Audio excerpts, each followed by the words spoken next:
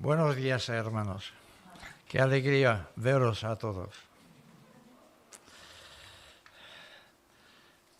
En la escuela dominical estábamos con los discípulos en la barca 2 veces y la segunda vez fue Pedro el que pidió al Señor que él pudiese caminar sobre el agua.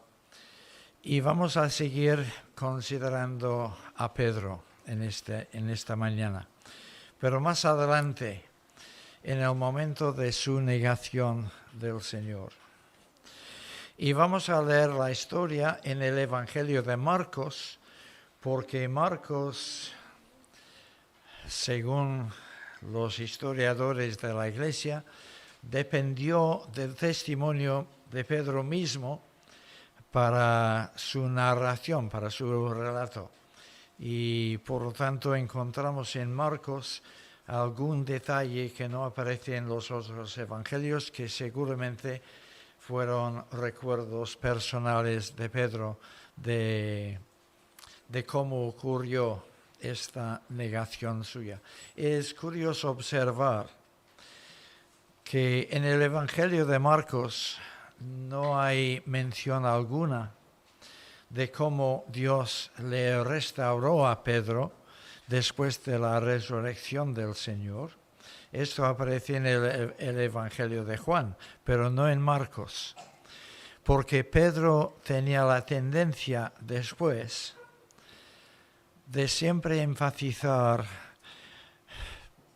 sus propias faltas y cómo el Señor había tenido misericordia de él, y no ponerse medallas de ningún tipo.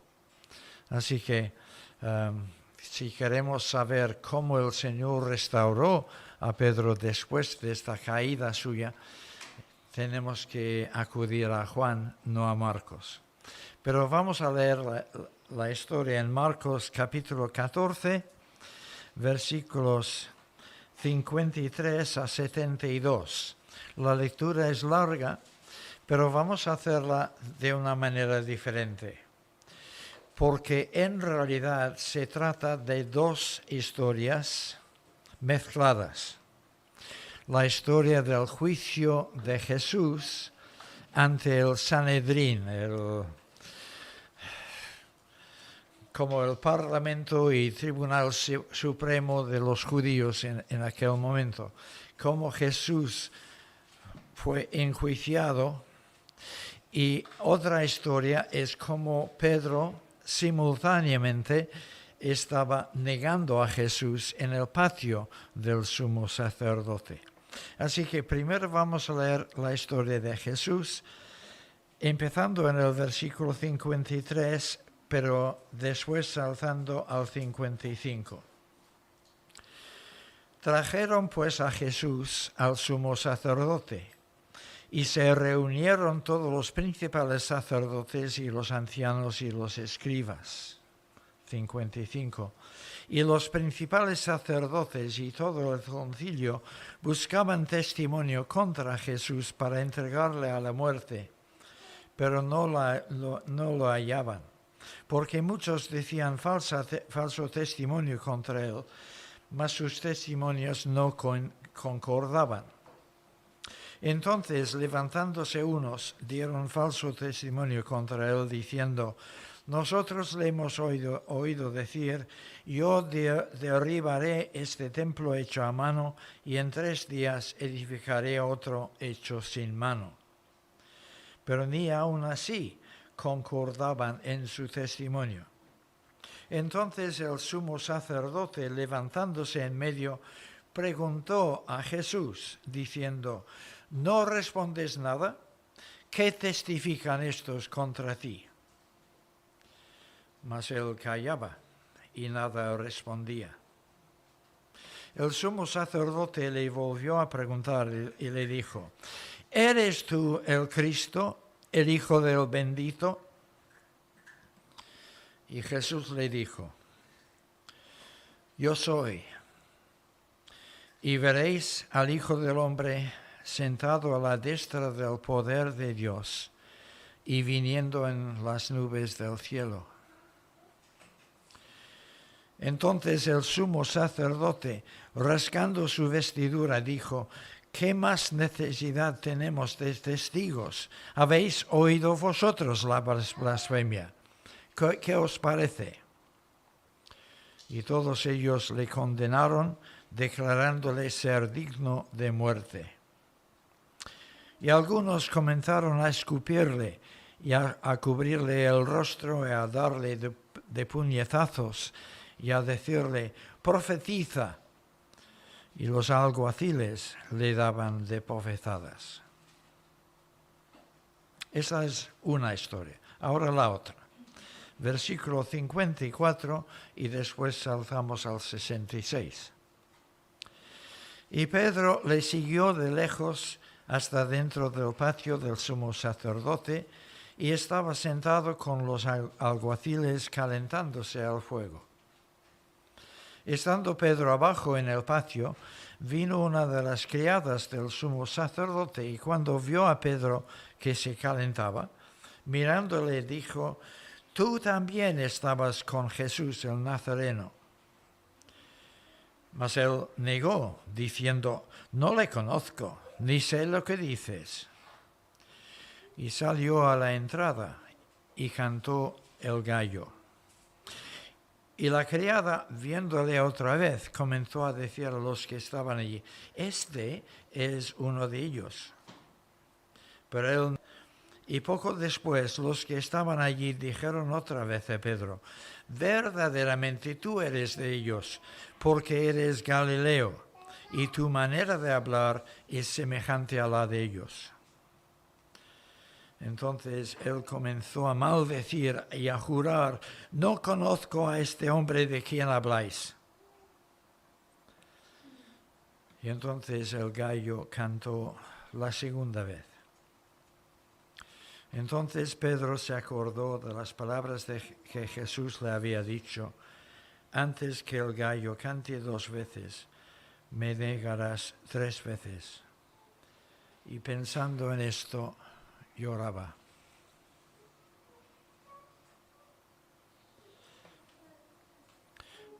Veis que son 2 historias que se pueden leer independientemente, pero que Marcos ha mezclado, en primer lugar porque así ocurrió cronológicamente, pero también porque una historia ilumina la otra. Porque en la historia de Jesús tenemos a un hombre acosado cruelmente, rodeado de los eminentes señores, los más importantes del país. Imaginaos lo que sería tener que comparecer en el mismo momento ante la conferencia episcopal, las cortes y el Tribunal Supremo, con todos los señores de más potencia del país alrededor nuestro. Y todos están en nuestra contra. Así que Jesús estaba siendo terriblemente acosado en aquel momento. Sin embargo, le vemos sereno. No quiere decir ni abrir la boca. De hecho, él mismo está controlando la situación, pero esta es otra historia. Y luego le vemos majestuoso cuando dice estas palabras: «Yo soy, y veréis al Hijo del Hombre sentado a la diestra del poder de Dios y viniendo en las nubes del cielo». Él sereno, entero, en medio de este terrible acoso. Y por contraste tenemos a Pedro en el patio que se derrumba delante de una criada, una jovencita, una Grecia.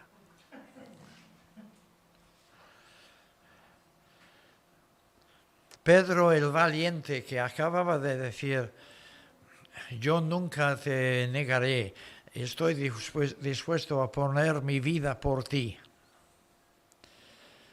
Y ante el acoso, no de todo el Sanedrín, sino de una criada, él se derrumba.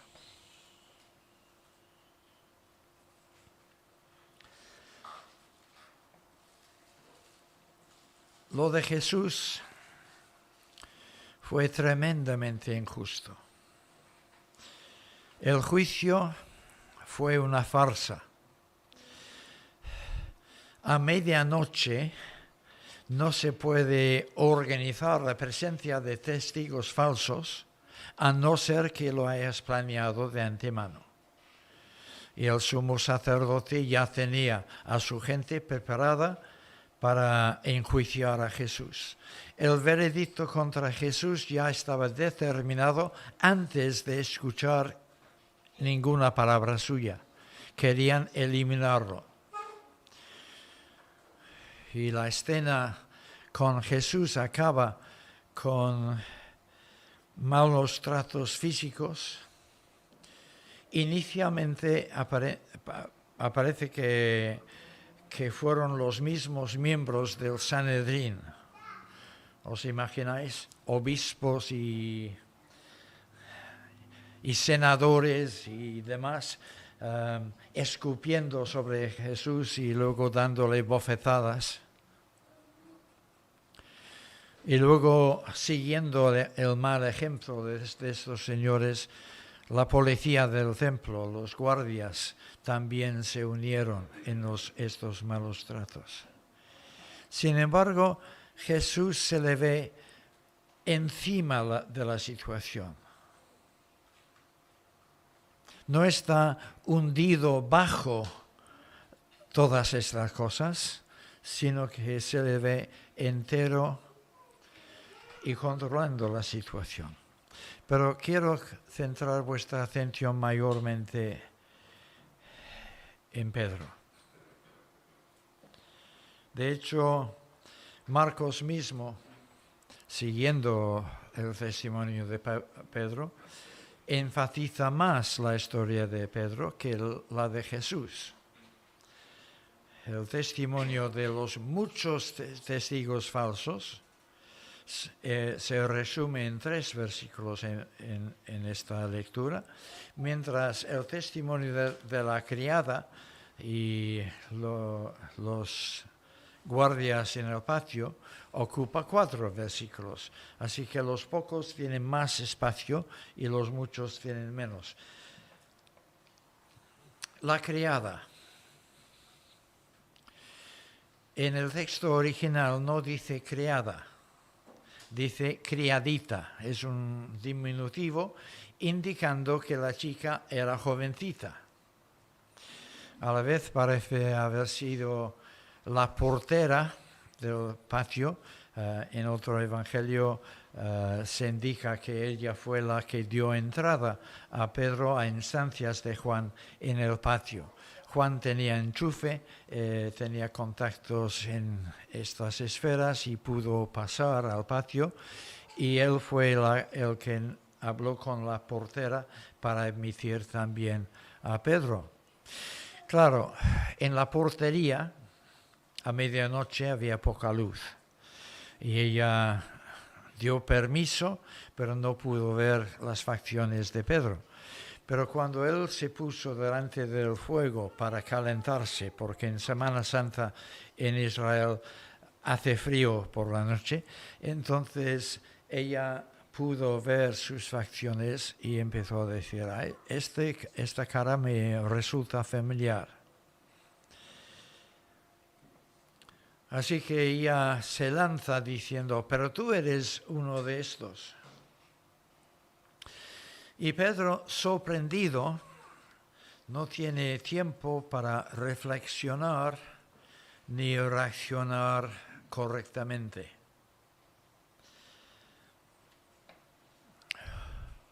No sé si alguna vez te has encontrado una situación así.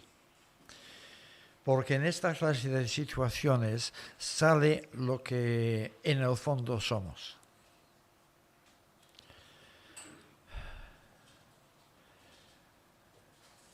Pedro está dispuesto a mentir para salirse del apuro. Si hubiese tenido tiempo para meditar y pensar, a lo mejor no habría mentido, pero así, con la presión inmediata, te defiendes como buenamente puedas.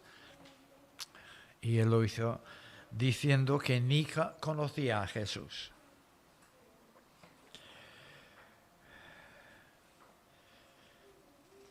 Pero él se queda un poco asustado y por lo tanto deja el fuego y se retira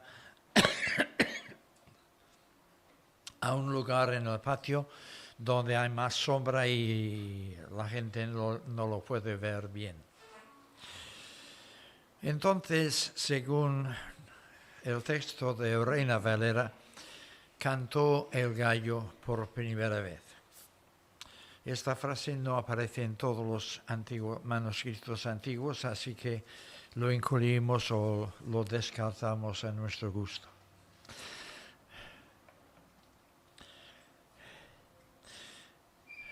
Pero la criada está convencida de que ya tiene razón. Así que cuando Pedro se esconde allí en la oscuridad de un rincón, ella habla a los demás. Este hombre estaba con Jesús. No sabemos cómo ella lo sabía. A lo mejor había escuchado alguna predicación de Jesús y había visto a Pedro allí juntamente con él, pero sí que lo sabía.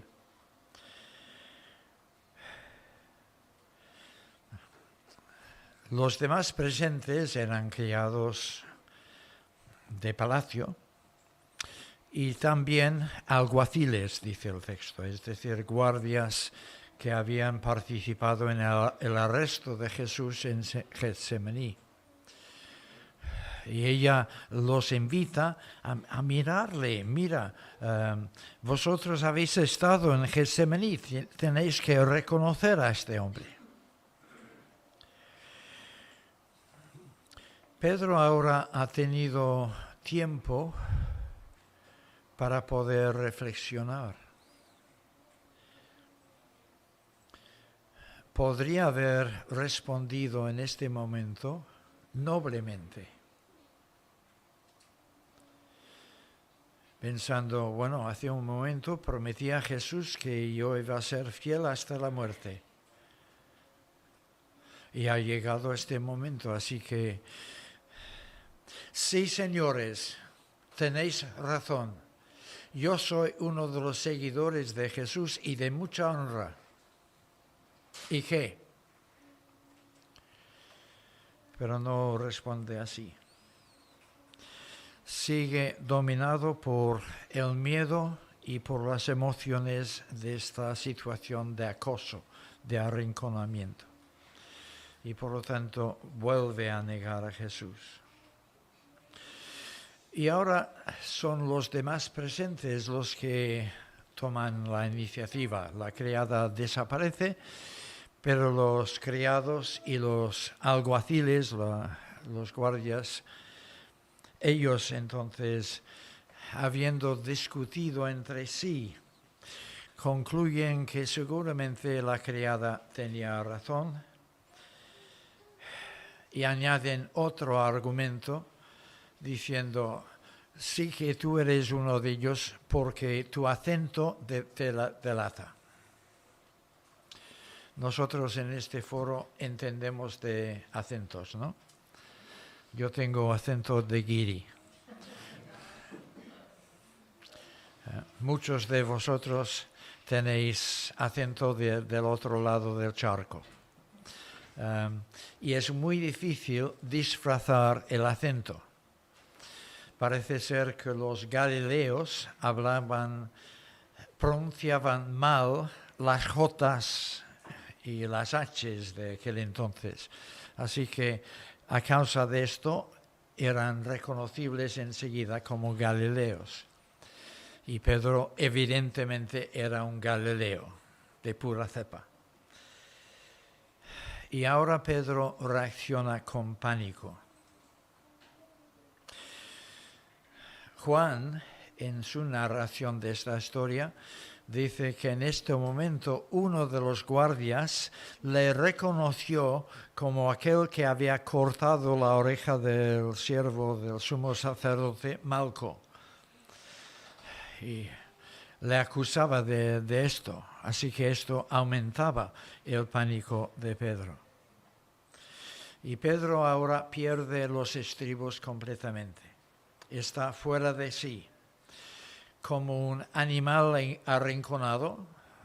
¿Esto os ha pasado alguna vez? Arrinconar a un animal y entonces se vuelve contra ti con toda su fuerza. Pedro ahora se vuelve contra sus acusadores con juramentos y maldiciones, jurando que no conoce a Jesús y maldiciendo. ¿Maldiciendo a quién? Espero que no fuera a Jesús. Podría haber sido a los acusadores, malditos sois, pero esto solo les habría provocado más. Así que lo más probable es que se maldijo a sí mismo. Maldito soy yo si estoy mintiendo.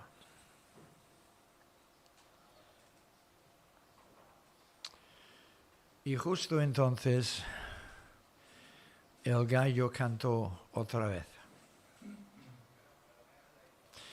Y entonces Pedro se acordó de lo que Jesús había dicho en el capítulo 14, versículo 30. De cierto te digo que tú hoy, en esta noche, antes que el gallo haya cantado 2 veces, me negarás 3 veces.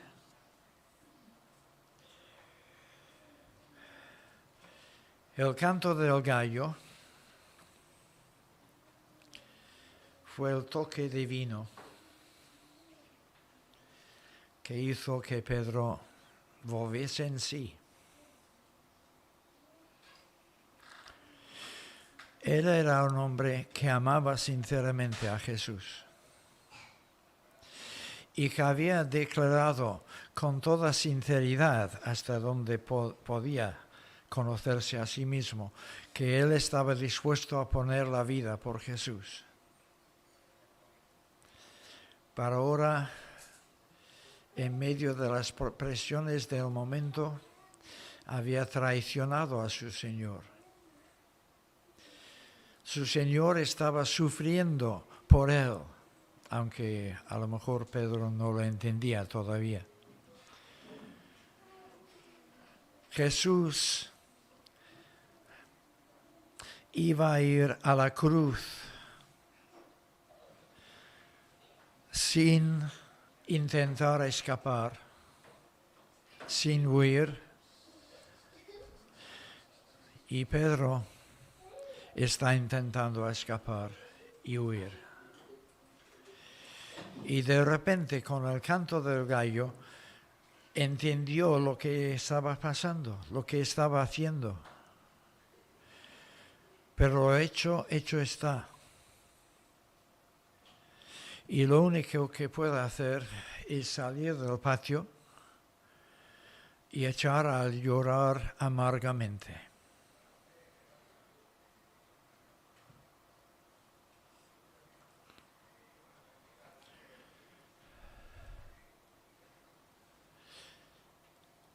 Y aquí, contando su propia historia, Pedro lo deja. Como ya he dicho, es Juan el que nos informa de que Jesús, después de la resurrección, le buscó a propósito para restaurarle. Pero Marcos nos deja a Pedro llorando. Y supongo que Pedro siguió llorando durante los días de la pasión del Señor hasta este nuevo encuentro con Jesús.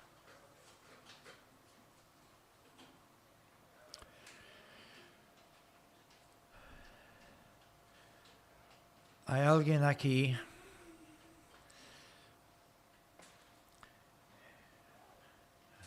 que no tenga que agachar la cabeza porque nunca ha decepcionado al Señor?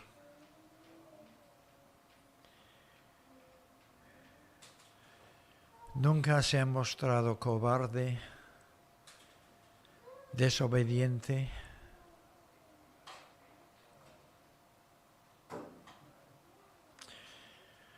Pedro era un hombre incuestionablemente valiente. Había desenvainado su espada en Getsemaní, dispuesto a proteger a Jesús.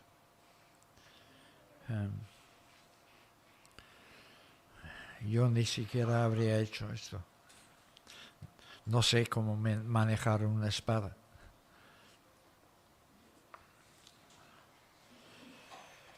Sin embargo, en esta ocasión, bajo las presiones de las circunstancias, Pedro resultó ser cobarde.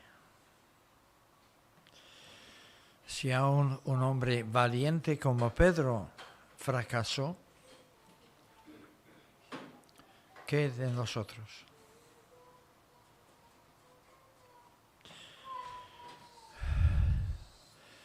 Conclusiones. En primer lugar, el contraste entre Jesús y Pedro. El acoso de Jesús fue mucho peor que el de Pedro. Y sin embargo, Jesús es entero, valiente, afronta la muerte y todas las consecuencias, las bofetadas, los escupitajos, todos los insultos. Jesús es el hombre perfecto. Pedro, como todos nosotros, es un hombre muy imperfecto.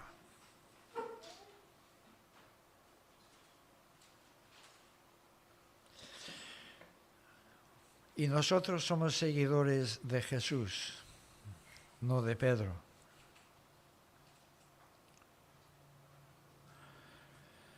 Pero Jesús no es solamente un modelo para nosotros de discipulado consecuente, discipulado fiel hasta la muerte.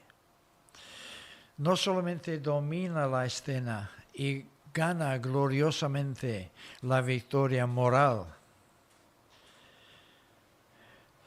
sino que es un hombre plenamente consciente de la debilidad humana de sus discípulos. Y a pesar de ello, sigue amándolos hasta el fin. La negación de Pedro no vino como sorpresa para Jesús. Él mismo lo había profetizado, lo leímos en el versículo 30. Jesús sabía perfectamente lo que iba a pasar. Él había profetizado la traición de Judas y el abandono de todos los demás discípulos. Ninguna de estas acciones lo tomó por sorpresa. Por supuesto, el preconocimiento de Jesús no excusa la debilidad, el pecado de los discípulos, pero sí que nos consuela. El Señor sabe cómo somos, sabe de qué materia prima estamos hechos. Somos polvo, como dice la Biblia.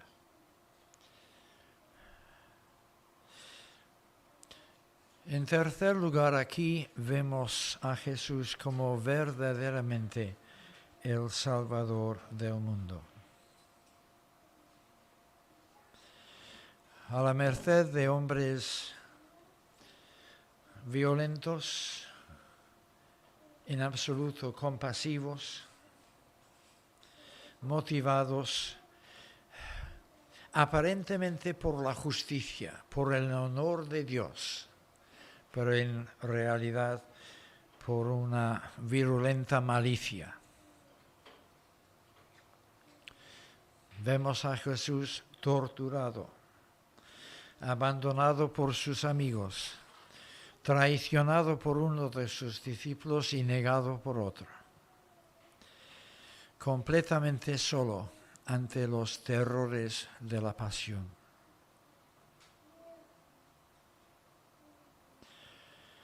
Todo parece una terrible tragedia. Pero conforme a las Escrituras, todo esto es parte del plan de Dios para tu salvación. Y finalmente, una pregunta.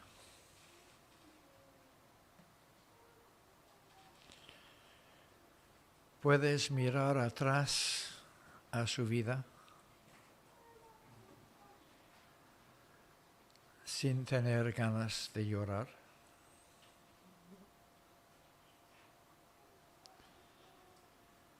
¿Cuántas oportunidades perdidas? ¿Cuántos momentos decepcionantes? ¿Cuántos pecados y caídas? ¿Cuántos momentos de hacer daño al Señor que más te ama?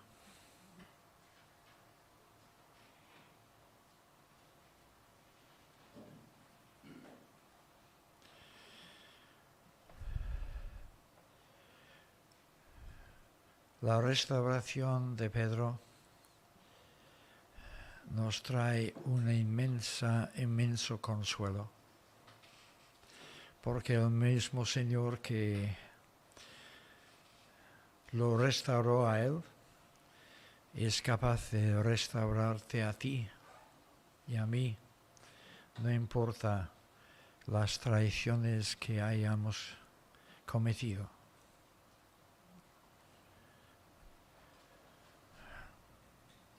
Pero esta restauración solo vino después de un par de semanas de lloro amargo.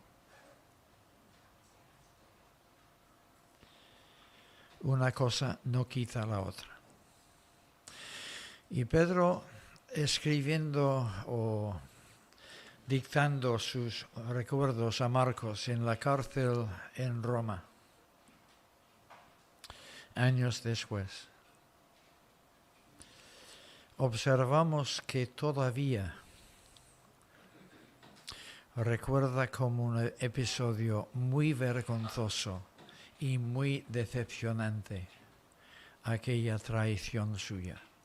El Señor le perdonó, pero Pedro, en cierto sentido, toda la vida no se perdonó a sí mismo. Lo recordó siempre como un fallo terrible que yo he tenido contra mi amado Señor. Qué gracia entonces es el Señor que me ha restaurado y me ha permitido tener años de ministerio en su nombre, aun después de mi caída. Señor, gracias por cómo eres tú. Gracias por tu entereza allí delante de Anás y Caifás, ante las torturas y los insultos de estos hombres supuestamente espirituales. Gracias por el ejemplo que nos has dejado, pero gracias también porque como Dios omnisciente, tú sabes lo débiles que somos, lo fácil es que caemos.